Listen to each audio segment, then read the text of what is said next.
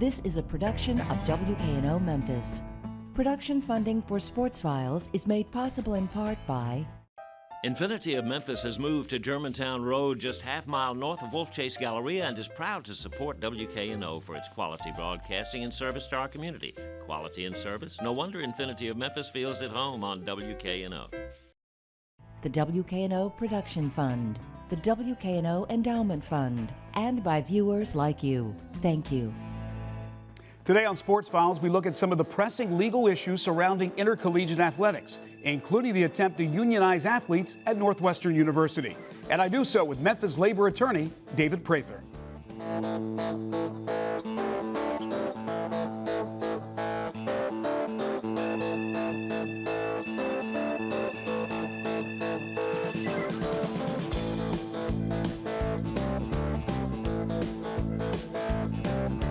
Each week on Sports Files, our goal is to both entertain and educate. And today we'll be going to school on some major issues that could turn collegiate athletics inside out. But first, the Grizzlies are looking to eliminate the Thunder from the postseason as the teams are going at it this evening at FedEx Forum in Game 6. Tuesday night in Oklahoma City, the Grizzlies nipped the Thunder 100-99 in overtime to take Game 5 and grab a 3-2 lead in their first-round Western Conference playoff series. This incredible best-of-7 set has produced 4 consecutive overtime games. Now, in the win Tuesday, the Grizzlies blew a 20-point lead and survived a late-game meltdown, only to roar back and win their third overtime game in the series. Of course, the last play was not without drama, as Kevin Durant missed a three-point attempt, and Serge Ibaka's putback at the buzzer, which would have won the game for OKC, was ruled to have come just after the red light went on. Now, if the Grizzlies win tonight, they take the series and move into round 2. If the Thunder can stave off elimination, they will force a decisive Game 7 on Saturday back in Oklahoma City. Now, it's also with heavy hearts that the Grizzlies battled the Thunder as former team owner Michael Heisley passed away last weekend. Later in the show, we'll look back at the colorful former owner of the Grizzlies and show you why he cared so much for the Memphis community. But first, the ever-changing landscape of amateur sports on the collegiate level. And just how long will we be able to continue to say that? David Prather is a Memphis attorney who deals in labor law. He has considerable experience with Fair Labor Standards Act litigation, including collective class actions, and represents employers in Department of Labor wage and hour investigations. In 2008, he was appointed by the Bush administration to serve as senior advisor to the Administration of Wage and Hour Division of the U.S. Department of Labor. Today, David Prather lends his expertise on a number of issues, including Northwestern scholarship football players unionizing and what impact it will have if it clears all hurdles, plus the need for fundamental reform with the NCAA and the pressing Ed O'Bannon class action antitrust lawsuit against the NCAA. So get out your notebook because class is in session. And it's next on Sports Files.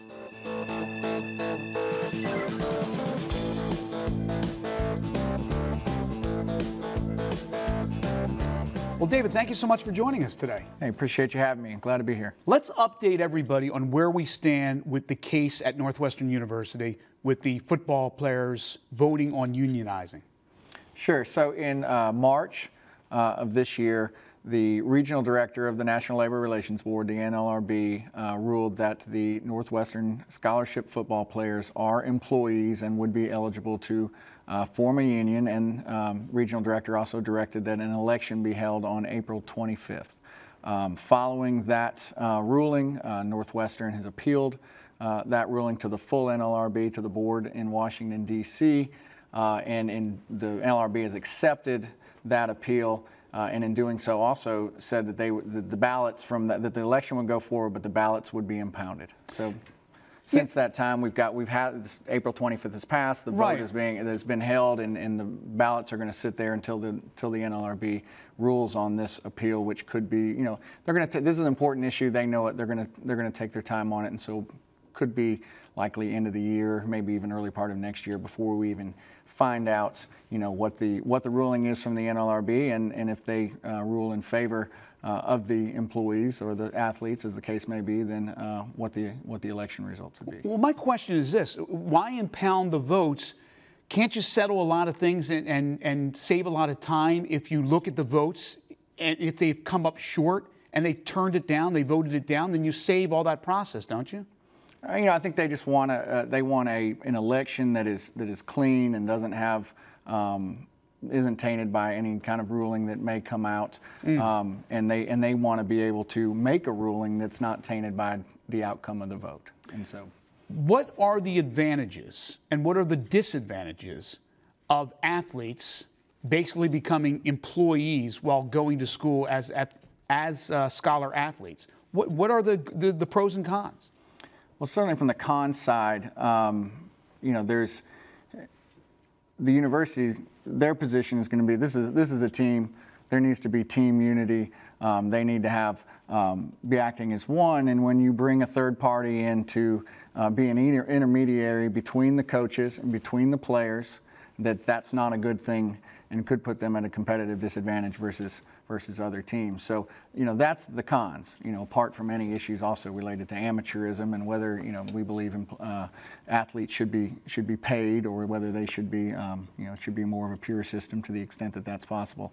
Some of the cons is, you've seen over time, college football become more and more commercialized and more of a business. And there's a feeling out there that these players are the only ones who don't really have a say in how, in what their role is, and that there's a lot of money being made in the billions of dollars on college athletics, and the athletes don't have a say, and this is a possible way to get them a seat at the table. Is there a model for this anywhere else in the world with their amateur athletes? Because we know in Europe and other countries, we don't hear a lot about amateurism. They play professional athletes even for years and years in the Olympics. I'm not aware of anything, analogous to it. The closest model as far as a unionization situation would obviously be our own professional sports that are unionized. But as far as amateurs being unionized or just amateur sports in general, I'm not aware of it. The tax ramifications. I mean, it's easy to talk about wanting the backing of a union, but when you are a collegiate athlete and now all of a sudden you become an employee and you think, well, that's great, there's the benefits. We just talked about the pros and the cons. But one of the cons could be taxes. You may be owing the money that they are giving you through a scholarship. So what about that? Careful what you wish for, exactly. Right? In the case of Northwestern, those scholarships are valued at upwards of $75,000 a year. Wow. And so, the tax on that would be substantial. Currently, under the IRS rules, a scholarship is not taxable unless it is a scholarship that is given in exchange for services rendered. And that's the very nature of the NLRB's ruling, is that these student athletes, or if their ruling stands, employees are playing football in exchange for getting the scholarship. And so there could be an argument that would be taxable because that's a scholarship provided for services rendered. Now, the IRS is not going to be bound by what the NLRB says, but if they agreed with it and wanted to follow that same logic, then you could see a situation in which it was taxed. But you can't say for certain at this point. Will this be the process for any other school? And right now it's private schools, and I want you to explain why it would not affect public schools. But would this be the same process if a Stanford wants to go through with this, a Duke wants to go through with this?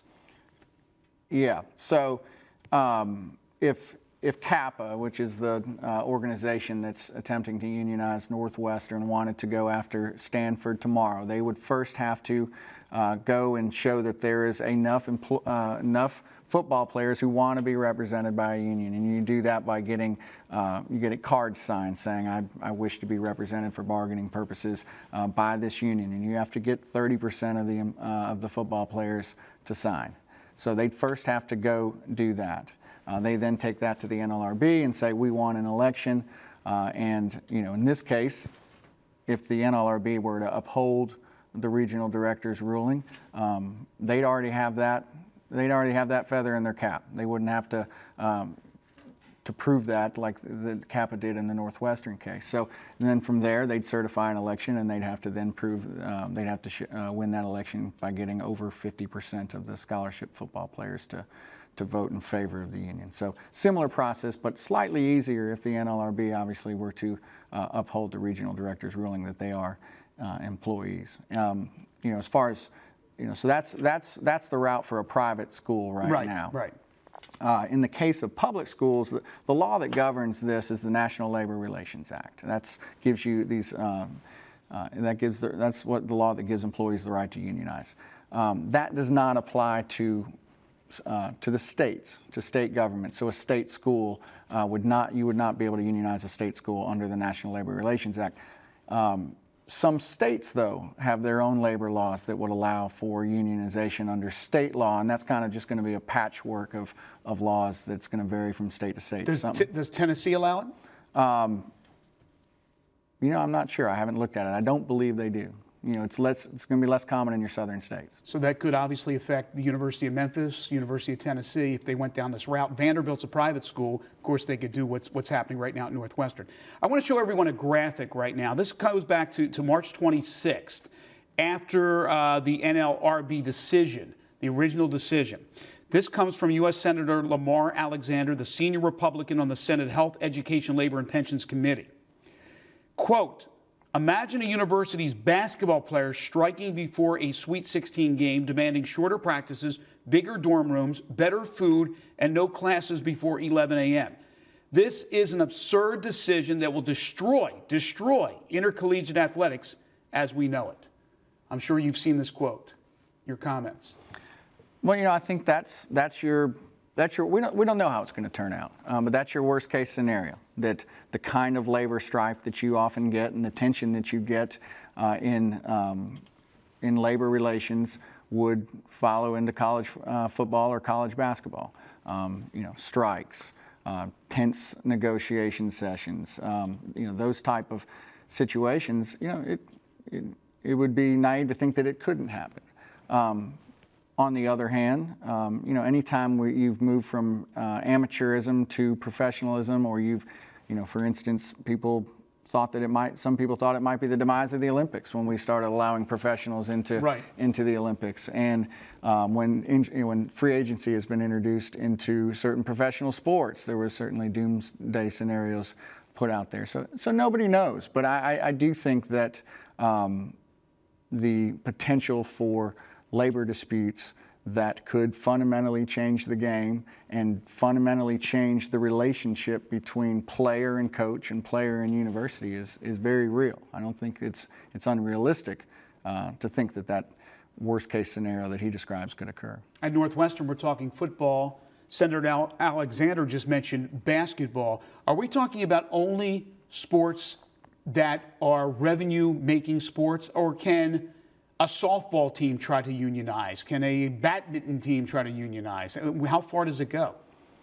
Well, the way that the regional director in Chicago that ruled on the Northwestern case, the way his opinion read, I don't think it would preclude a non-revenue sport from unionizing, as long as they were receiving, value for their services. I see. The argument that they are employees could apply, but that particular ruling related solely to the football players at Northwestern. So if somebody tried to unionize a non-revenue sport, they would have to, they're likely going to have to go through that kind of hearing again to determine whether that particular sport is an appropriate, whether those players on that particular team at that particular school are employees. And the fact that they are losing money and that it's not a commercial enterprise would be a factor that's, it would be in the university's favor, that wasn't in the university's favor in the Northwestern case, because football, they make a lot of money off football. We have this interesting deal going on with the possible unionization of football players at Northwestern, and who knows what other schools want to follow suit. We have an even bigger issue that's affecting collegiate athletics, and that is the Ed O'Bannon class action antitrust lawsuit. For those who don't know, it's expected to go to court soon, but as you told me before we started taping, there may be delays. Basically, O'Bannon and the athletes he's representing are suing for the use of the name, the likeness, the image, and trying to be rewarded monetarily. What does this do for collegiate athletics? Does it completely slam open Pandora's box? Yeah, I think the Ed O'Bannon case, and there's a similar case that's just recently been filed in New Jersey that are really attacking the heart of the NCAA model, the amateur model, where athletes are not allowed to receive money in exchange for their services. And these lawsuits, these antitrust lawsuits, are really attacking that model at its heart and trying to get compensation for athletes who are, certainly the workhorses in that business. And that's going to change things a great deal, and I think a lot more than what the Northwestern case could potentially change. So, it would really change the revenue model. It would go at the type of money that they can get from jerseys. There's already been a settlement with the plaintiffs and the video game companies for using their likenesses. It could cause them to have to share TV revenues, which is the real cash cow for the NCAA and for the billions of dollars. Yes, exactly. And so, now you're talking about somebody else who's going to get a piece of that pie, which could affect, a university's ability to pay coaches the way they're currently paying them, to build these new nice facilities that a lot of the universities are building. And then you've got Title IX implications, where if you provide certain money to any of the male athletes, you have to provide it on an equal basis to the female athletes and the non-revenue sports including. So it's going to require a real shift in budgeting and what they're going to be able to do as a university and an institution. Well, let me ask you this, quick answer. Do you think O'Bannon wins his case, or do you think they settle, or he loses? From everything I hear, a settlement is not likely. I think there are some, there's been some ADs who have come out and would like a settlement, but the NCAA seems to have dug in its heels, so I don't think that's likely. Because, how do you give even an inch there without opening up the whole model? Right. And changing without changing the whole amateur basis of the model. So it's going to be tough to reach a settlement. Now, as to who wins, it's a tough call. There have been several lawsuits throughout time where the NCAA has been sued on antitrust grounds that have challenged the amateur model, and to this point, the NCAA has prevailed on the grounds that that this isn't a commercial enterprise, and that the amateurism in that particular model is a benefit to the system and to competition. So the NCAA at this point has got some history on their side, but it'll be interesting to see. They have history, but they also are worried. There's no question. And now the NCAA Board of Directors, they recently met. There's going to be changes. There's no question. In fact, there could be changes to the full cost of attendance scholarships. There could be changes to continuing education and medical care for down the road for collegiate athletics, insurance, all types of things that will be decided upon here in the not-too-distant future. Big Five conferences, the Big Five, and we get Pac-12, Big Ten, et cetera. They would have the ability to enact rules, in other Division I schools from other conferences, for example, Memphis and the American, they could follow suit if they decide to do so. But again, a lot of rule enacting by the Big Five, so a lot of power that the NCAA is giving up. There has to be something major changed in the NCAA for them to survive. Do you think they will? Do you think the NCAA will ultimately be around and still be the so-called governing body of the collegiate athletics 50 years from now? It's tough to say. Well, it's the question of what the NCAA is doing right now. Is it too little, too late to save themselves? And there was a time where I think people thought that's striking a fair balance. A kid gets a scholarship, gets to play football, and that's a fair balance. Right. And now that, as you said, billions of dollars are going to the universities and millions are going to the coaches, people are starting to wonder, is that balance still fair? Is that scenario still one that we think is a fair one? So the NCAA is going to have to give, I think, to get back that public perception and keep that balance. Now, they're always going to need somebody to administer tournaments and administer bowl games, and there's always going to be rules in place, and somebody's going to have to enforce those rules. So the NCAA, I think, will be there. It's just a question of whether this will be an amateur model in the future. So many subjects, so many topics out there that we're just scratching the surface, but needless to say, there's going to be a lot of changes in what we know as we've known for years, what intercollegiate sports is about, what amateurism is about. It's all changing. And David, we appreciate your time. We appreciate your expertise just touching on some of these subjects for us. Well, I appreciate you having me and enjoyed it. Thank you so much. That's David Prather. We'll take a break. Overtime is next.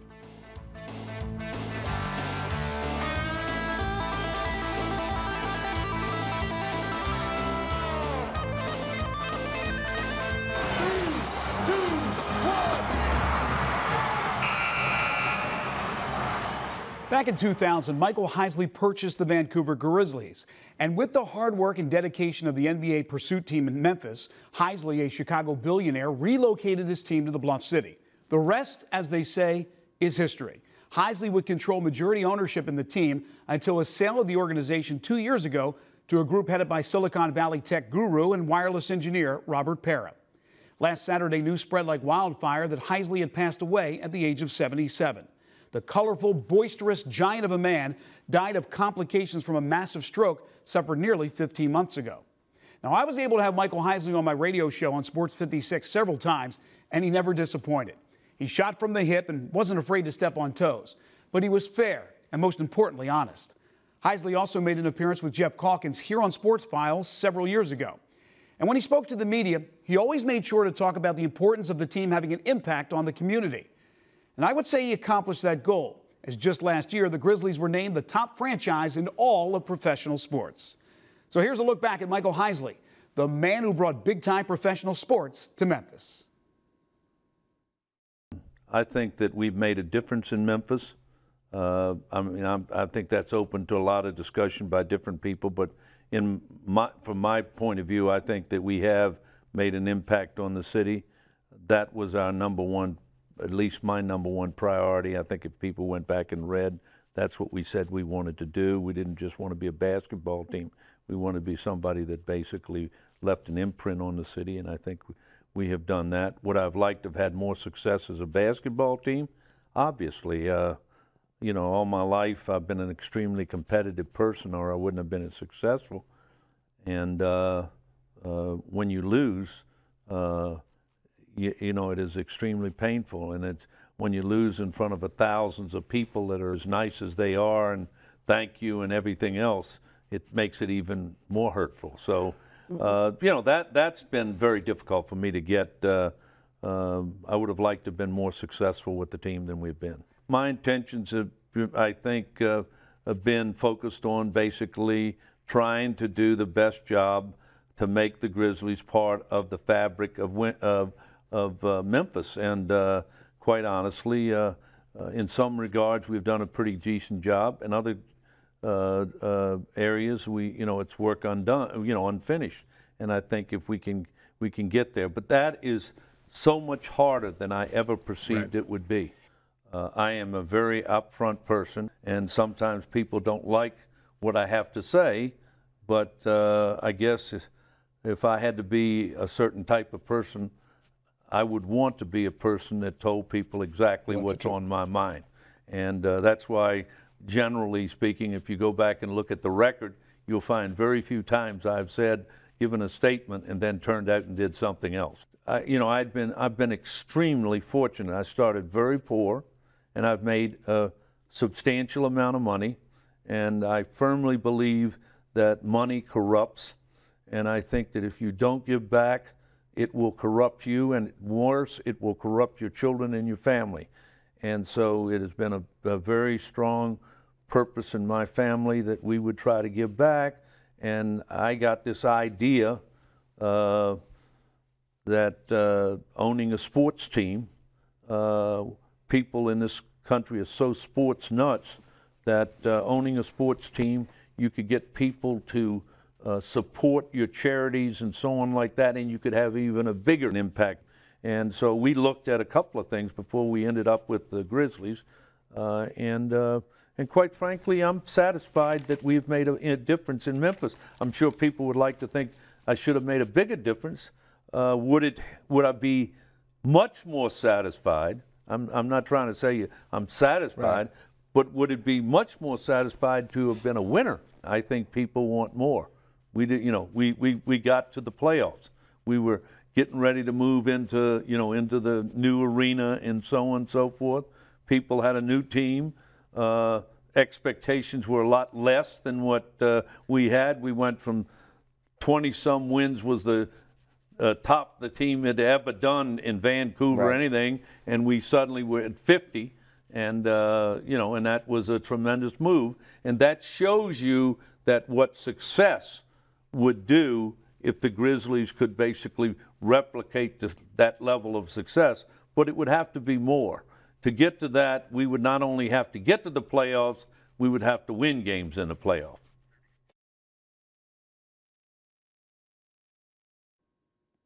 And of course, we send our condolences to Michael's wife Agnes, his 5 children, and the entire Heisley family. And that'll do it for this week's show. We'll see you next time.